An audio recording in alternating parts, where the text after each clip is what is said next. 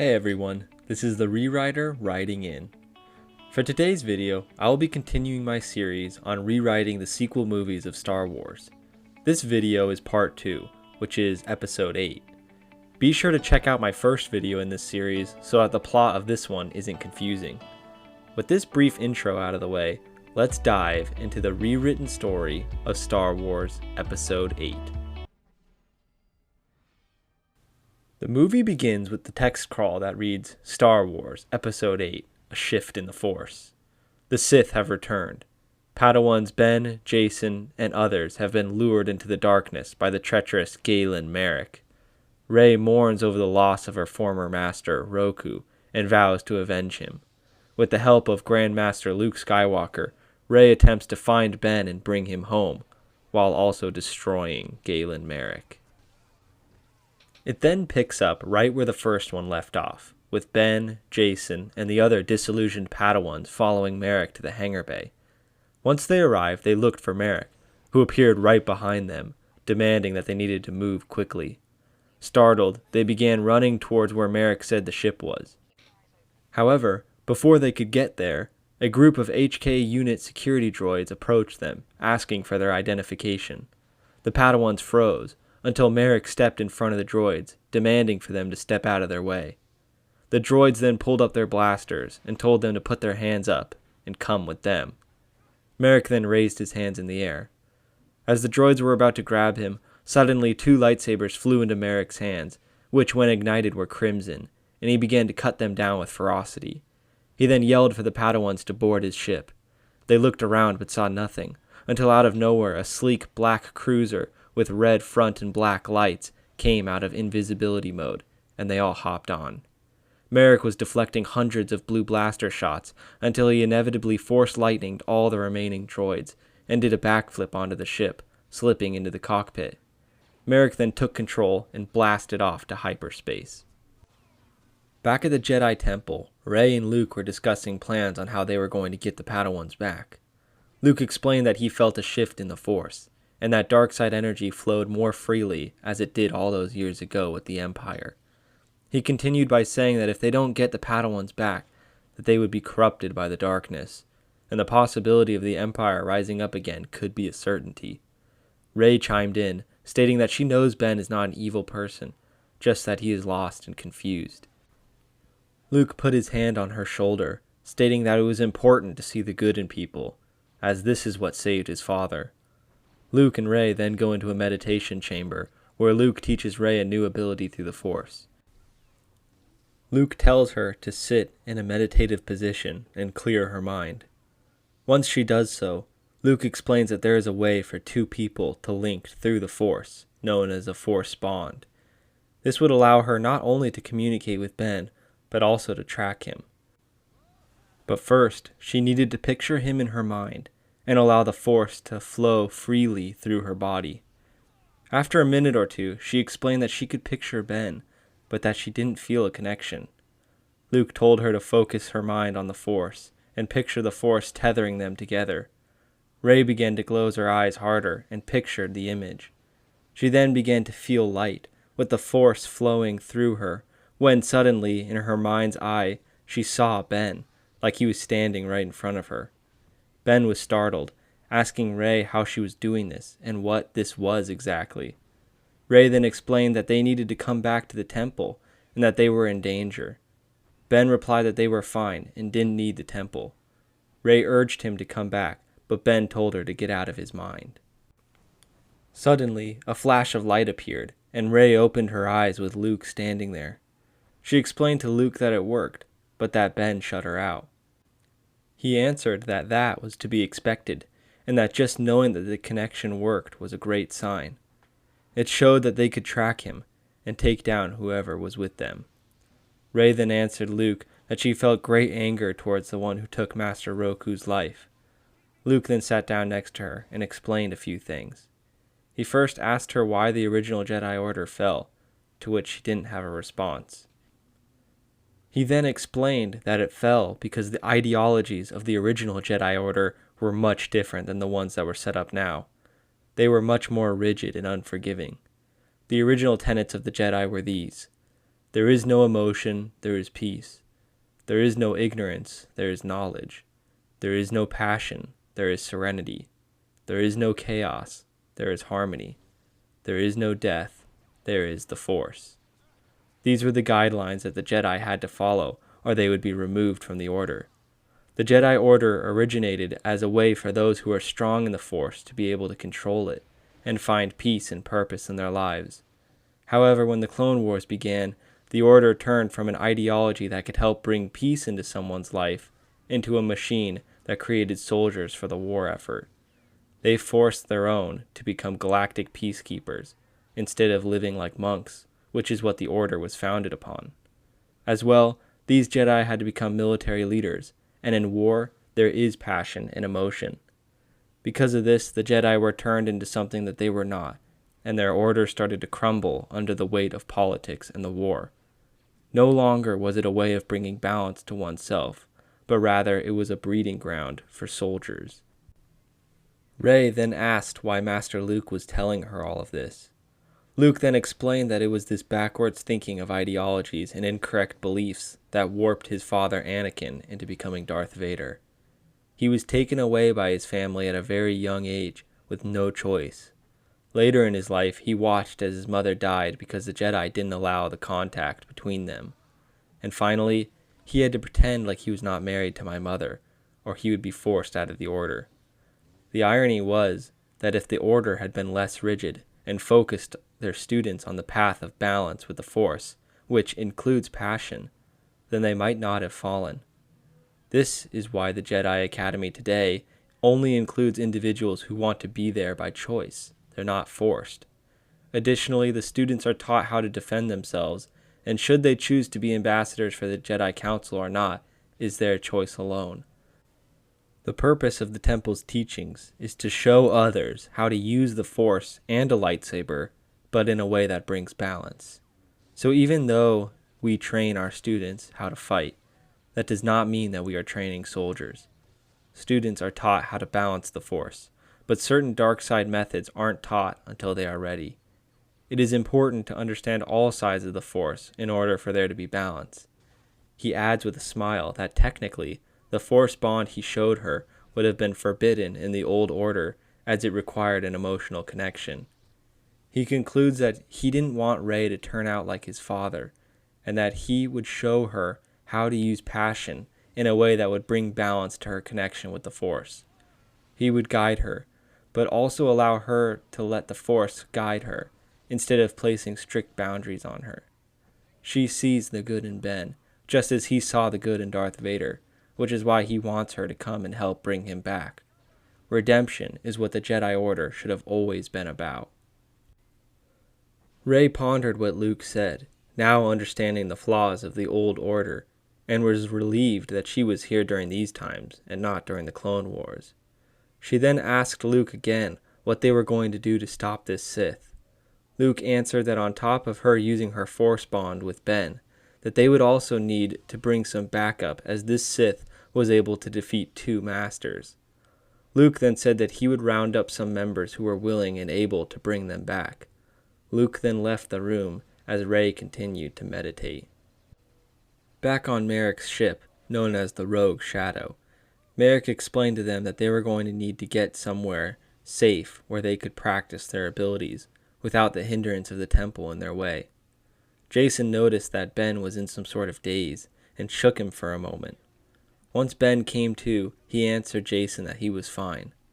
After the Padawans went into the dining area of the ship, Ben stayed in the cockpit and began to ask Merrick questions. Ben said to Merrick that Merrick was a Sith, and that Sith were the ones who started the Empire, and that they weren't to be trusted. Merrick put the ship on autopilot and force-pushed Ben into one of the seats. He then began to harshly explain that the Jedi were the ones who weren't to be trusted, and that he was being a fool for saying such a stupid thing. Merrick then asked Ben how the Sith came to be, to which Ben had no reply. Merrick then explained that the Sith were originally just another group among the Jedi Order, who were interested in understanding the dark side of the Force. However, when the Sith started asking questions about the Force, the Jedi couldn't answer, and became more powerful than the Jedi, in their arrogance, banished the Sith into the outer parts of the galaxy, fearing their knowledge and abilities. It was the Jedi's pride that destroyed them in the Clone Wars, and he won't let that happen to others with a mind, and not like the mindless drones that the Order creates. He wanted to show them how to go past the futile boundaries of the Jedi philosophies and teach them how to become the most powerful Force users in the galaxy. Merrick then asked Ben if that wasn't what he wanted, seeing he came to him for instruction. Ben, trembling, answers that that is what he wanted, and apologized for questioning him. Merrick then signals him to go back into the dining area. That night, before they were about to head out on their mission, Luke was meditating in the middle of his room when the Force ghost of Anakin appeared before him. Anakin called out to his son, saying that he dealt wisely with Rey, and that he was proud of the man Luke had become. Luke thanked his father, saying that all the things he told Rey were things he had told Luke about. Anakin agreed, while also saying that it was about understanding the principles of what he taught him that made him such a wise master. Luke then paused and asked his father if he was doing the right thing by letting Rey get revenge. Anakin stroked his chin, replying that he wished the council would have let him grow a little bit more, while also giving him some more responsibilities to show that they wanted to help him. He continued by saying that allowing Rey to balance the Force in her life, it would allow her to become aware of the dangers of the dark side, and she would choose the light.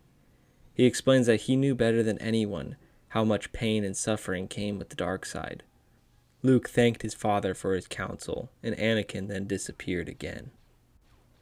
In Rey's dorm, she too was meditating, but anger was clouding her. She was upset that she couldn't be there for her master, and felt that she could have helped him if she hadn't been sent on that mission. All she could see was her master's lifeless body. Her hands started to clench tight. She kept picturing the pain he must have endured, and all the sadness and suffering got to her. She pictured in her mind Force pulling the Sith that killed Roku towards her, impaling him with a lightsaber. However, once she opened her eyes from her meditation, she saw that she impaled her lightsaber into one of the maintenance droids who had heard her crying. She pulled the lightsaber out of the droid and turned off her lightsaber, which was shaking in her trembling hands. She then put her lightsaber away and tried to get some sleep before their next adventure. The next morning, Rey and Luke were boarding their cruiser, which was a modified version of one of the prototypes for the Millennium Falcon, known as the Outrider. This ship was built for speed and maneuverability, and was mostly used for reconnaissance missions during the beginning of the Galactic Empire era. As they were packing their bags, 2 other Jedi Masters accompanied them on their journey.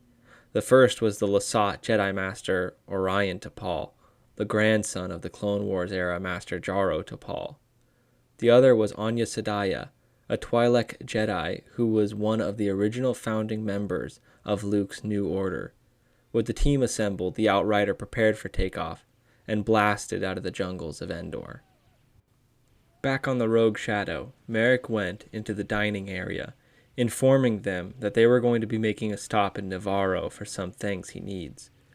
After Merrick went back into the cockpit, the Padawans started to speculate about what they could be getting there. One of them noted that Navarro was a seedy place with a lot of criminal organizations operating out of there, according to the archives. Jason was actually excited about going there, as the temple would never let him go to a place like that.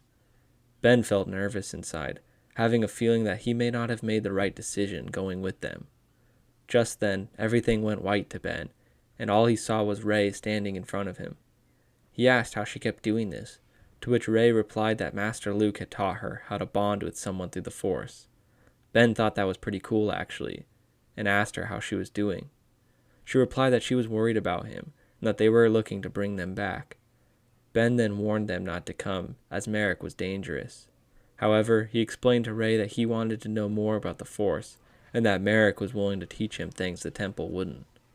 Rey replied that he could get the answers he sought from Luke, but that he would need time to develop. Ben then asked Rey if she thought he was weak or something.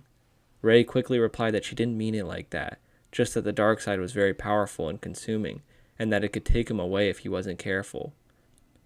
Ben then explained that she didn't know what she was talking about, as she was always the pure, shining example who was now also a Jedi Knight. She tried to reason with him, but he cut the connection again. However, before the connection was cut, Rey managed to find their guidance system and found out that they were heading for Navarro. When the rogue shadow landed on Navarro, they were greeted by a Haxion Brood thug who demanded that they pay extra for landing on their side of the docking bay. Merrick then waved his hand in front of the thug's face, telling him to walk behind that corner and shoot himself in the head. The thug then stopped talking and walked away around the corner. The group then proceeded to walk out of the docking bay, hearing the crack and seeing the red flare of a blaster shot, preceded by a thud. Ben looked down, not wanting to get the wrong type of attention. Ben then asked Merrick what they were doing there, to which he replied that Ben asked too many questions and that he needed to be silent now. They continued to walk down the path, with many creatures and gangsters eyeballing them. They finally arrived in this shady-looking cantina filled with all manner of criminals, from warlords to simple death stick pushers. Merrick told them to grab a booth in the far right corner, and that he would be with them shortly. The Padawans found the booth, with Ben waiting in anticipation for them to get out of there. Merrick then walked over to a man seated in another booth, whose name was Grief Karga, the leader of the Bounty Hunters Guild. Merrick then explained to him that he needed someone, but not just any bounty hunter. He was looking for the Phantom. Grief tried to explain that he was just a myth. Merrick slowly started to subtly force choke him, saying that Grief owed him, and that he knew the Phantom existed. Grief muttered, okay, before being released, and clutching at his throat, explained that nobody was supposed to know that he existed. As well, he charged higher than any bounty hunter. Merrick replied that he understood that, and demanded to know where he was. Grief then replied that the Phantom would find him, and that he needed to prepare to give him whatever he wanted, or the consequences would be dire. Merrick then patted Grief on the back, and with a sinister smile, said that he knew Grief would come through for him. Merrick walked back to the booth, and explained to the Padawans that having power not only involved someone's raw skills, but also in the connections that they make. He then told them that they were heading off, to which Ben uttered a quiet sigh of relief. As they were making their way back to the rogue shadow, the sky darkened, and there was nobody on the streets. However, two groups of Haxion Brood thugs started to surround them, stating that they knew that these were Jedi freaks, and that they would make them a whole lot of credits if they turned them in, dead or alive. The Padawans formed a circle, and just as Merrick was reaching for his lightsabers, two red slits shined from out of the shadows, and began quickly and mercilessly slaughtering all of them. Bodies were dropping to the floor left and right, and blaster shots coming in from all angles weren't enough to stop it. It then pulled out a blaster with rapid fire that took down the remaining thugs. Once they were all dead, Merrick smiled, and the Phantom appeared before him, holding his bloody cortosis blade toward Merrick. The Phantom wore a silver helmet with red slits for eyes, with a black hood and cape. His suit was a black set of cortosis plate armor that was flexible, as well as lightsaber and blaster resistant. His weapons were two cortosis blades that could duel with lightsabers, as well as a customized dual-trigger DX-13 blaster pistol that had been modified with a silencer capability. Merrick then explained that he needed his services to take out a group of Jedis that were tracking them.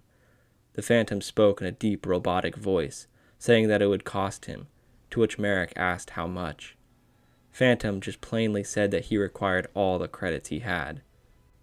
With a handshake, the deal had been made, and Merrick explained that the Jedi would be arriving here any moment, and that he needed them dealt with as quickly as possible. Phantom coldly replied that Merrick would never see or hear from him ever again, and vanished in a cloud of smoke. Ben's heart sank, as now he understood that this assassin would be going after Rey. Ben tried to contact her, but he didn't know how to use the Force bond, and just prayed that she would be okay. Merrick then instructed them to get back on the ship, as they would be heading out for training. A few hours after the Rogue Shadow left, the Outrider was making its descent into the planet Navarro. Luke warned them, especially Rey, that this place was extremely dangerous, and that they needed to be on their guard. As well, he told them to keep their lightsabers hidden, as the sight of one could cause a panic and an all-out brawl, something they didn't need. Luke told Rey to stick close with him, and informed the Masters that they were only here for the Sith and Padawans, and that they needed to not worry about whatever else was happening here. With a unanimous nod, Luke sent the outrider to the landing bay. Once they arrived, they noticed the streets were empty. However, a whole horde of thugs had been killed. Ray remarked that they definitely had already been there, and clearly didn't care about making a mess. Master T'Pol could sense the dark side energy, and told Luke that this seemed like an ambush. Luke informed him that even if it was, they needed to see if the Padawans, or even their Sith Master, were still there. Luke then told them to split up, with him and Ray going down the middle, and T'Pol and Sadaya going around the outside of the town to flank the ambushers. They sprinted down the corners to prepare for the ambush, while Luke and Ray continued down the middle, heading straight for the town square. Ray asked Luke if this was strange that the town was empty, to which Luke replied that it was, considering this is the home of the Bounty Hunters Guild, and many clients should be bustling about. Once they approached the dead bodies, Luke noticed that the insignias on their shoulder pieces were Haxion brood, and that this must have been a planned strike. Before Ray could say something about that, they heard the clash of a saber, and then Master Sadaya scream. Ray was about to run after her, but Luke told her to stay with him, as she would only hurt herself if she went out. Luke and Ray stand back to back, with both their lightsabers out. Suddenly, a blaster bolt came flying at Luke, to which he deflected it, but wondered where it came from as he couldn't hear it. Another shot came out, but this time at Ray, which nicked her in the arm. She was bleeding, but when asked about it, she said she was fine. Finally, a dark figure came out on top of one of the buildings and began rapid firing with its blaster pistol at them. The pair were deflecting the blast with a flurry of green lightsaber strokes, and Luke managed to deflect one, knocking it back at the figure. The bolt hit the blaster and knocked it out of his hands. The figure vanished in a cloud of smoke and appeared in front of Luke. The two started dueling, with the Phantom using his two Cortosis blades, and Luke with his classic long-neck green lightsaber. The Phantom was quick, and Luke was finding it a bit difficult to keep up due to his age. However, Luke was just as powerful a warrior as ever, and was able to keep deflecting the flurry of attacks from the blades. Ray was contemplating when to join in the fight, as she didn't want to risk injuring Luke or herself. However, the Phantom then did a backflip, which knocked the lightsaber into the air and jumped up, kicking the saber at Ray, while also kicking Luke to the ground. Ray deflected the saber, which fell onto the ground and rolled to the side. The Phantom then took his blades and began slashing at Ray. The two were slicing and countering each other, with Ray being able to disarm one of his blades with a slice to the Phantom's wrist. At Ray's next slice, the Phantom dodged out of the way and stabbed Ray's leg, making her fall to the ground. The Phantom then kicked Ray's saber out of her hand as she tried to strike him from the ground, and went to impale her with his blade until Orion T'Pol deflected the blade with his double-bladed lightsaber.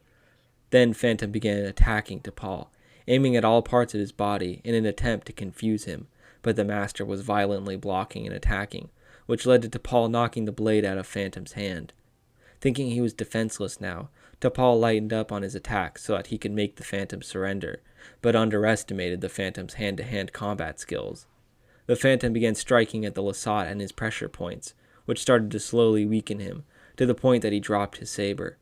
Before it hit the ground, the Phantom kicked it back into his hands and was about to slice off his head, when Luke threw his lightsaber at Phantom, cutting off his left leg. He dropped to the ground, but not before Ray ran and jumped into the air, grabbing his saber while having her saber in the other hand, and held them to his throat. Luke saw Ray and attempted to stop her by force pulling his lightsaber out of her hand, but was met with a force repulse that negated his pull. He attempted to scream her name, but in her mind, she was staring down the face of the person who killed her master. Before Luke could say that this was not the person, she cut his head off.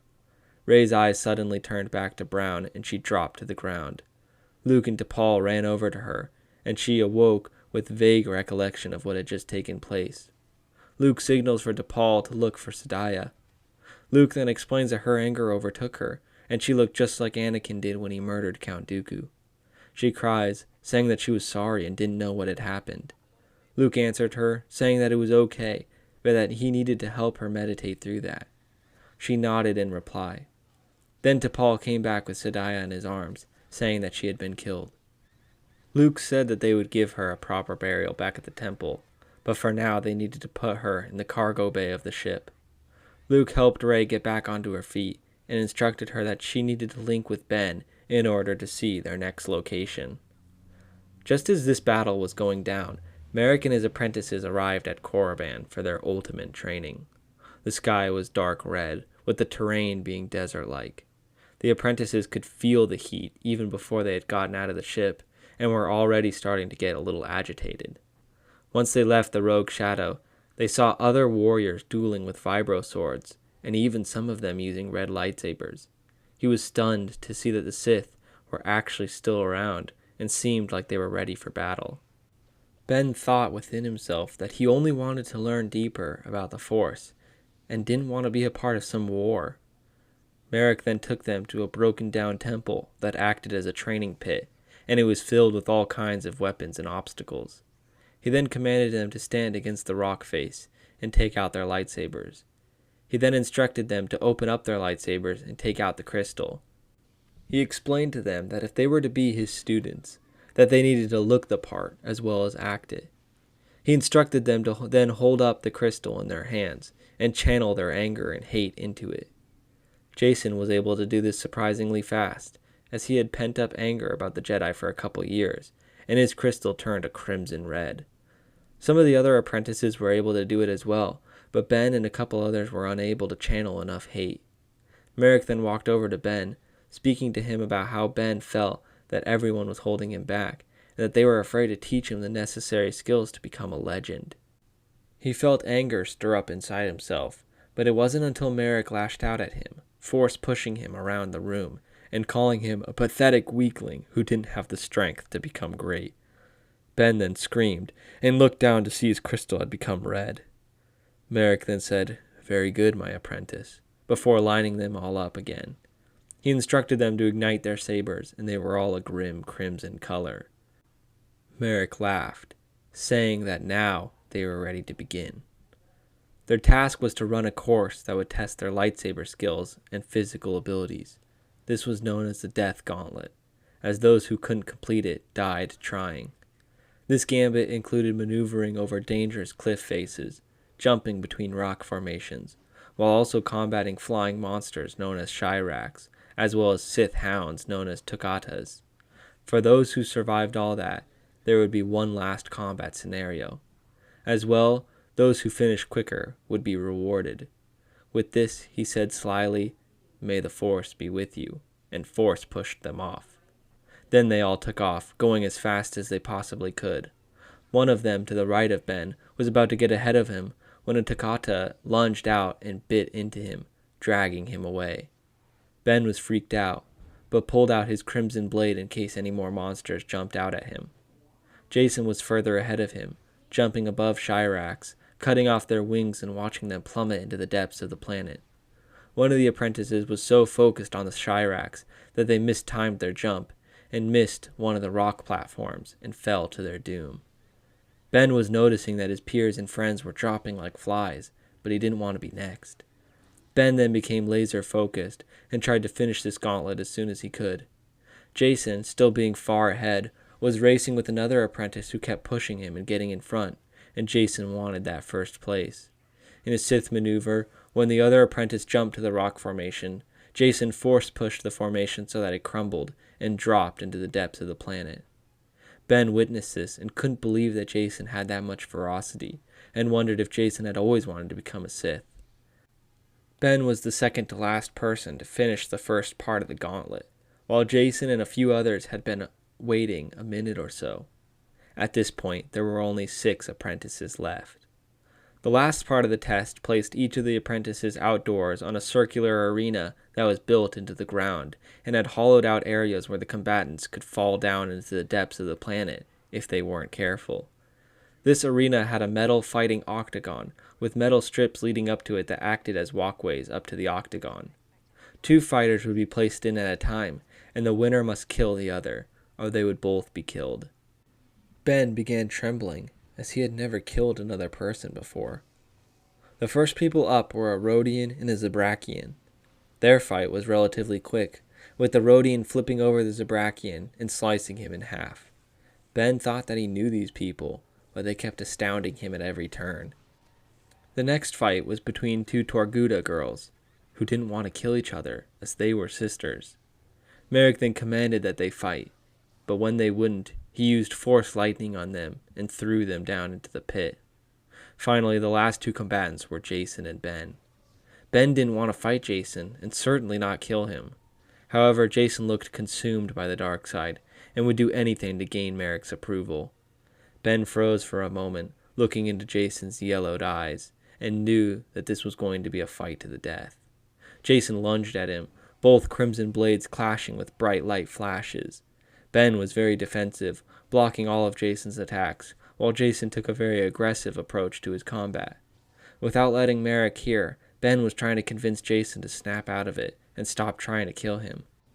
However, the dark side blinded Jason, and he had only one goal in mind. The battle ensued, with Ben staying only defensive, occasionally trying to force pull Jason's lightsaber out of his hands, but his reaction was too quick. Eventually, Jason dashed around Ben faster than Ben could process, and Jason slashed his chest and legs so that there were deep cuts and burns on him. Ben dropped his lightsaber, and before he could fall to the ground, Jason force pushed him off the platform into the depth of the planet. Jason looked down the hole, seeing nothing, and force pulling Ben's lightsaber up to him. Merrick then applauded his apprentices, as they had taken the next step in their training, and had attained the rank of Sith warrior. He also praised Jason for his cunning and strength, and said that he would be a valuable asset to the cause. Just as Merrick was about to finish his speech, a hand came up from out of the pit, and Ben pulled himself out. Merrick was stunned for a moment, but then said that Ben had the resilience and strength to become a Sith warrior, and allowed him to live. Jason then threw Ben's lightsaber back to him, and as he was walking past, Jason slyly asked with a smile, "No hard feelings, right?" Merrick then allowed them to rest, saying that the next day they would hit the ground running. Ben slumped into his bed, which is essentially a sheet on top of a slab of rock, and was about to fall asleep until a flash of light appeared, and it was Rey through the Force. Ben was so glad to see her, as he was so worried that the assassin might have killed them. He told her that things were getting out of control. Rey then said that she was happy to see that he was okay, but also asked where he was. He explained that he was on Korriban, but that they shouldn't follow him, as this place was dangerous. Before she could say that it was going to be all right, she lost connection with Ben, and for a moment all she could see was a vast white space. Then, out of the quietness of the space, a voice spoke out. "Hello, Rey. Let's talk." And that's the end of my story. I hope you enjoyed it. Let me know what you thought about it down in the comments below. As well, I just wanted to say sorry that this video took a long time to make.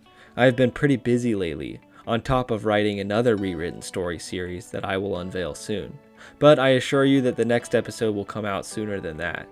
Stay tuned for the finale to the series, the rewritten story of Star Wars Episode 9. Thanks again, and this is the Rewriter writing out.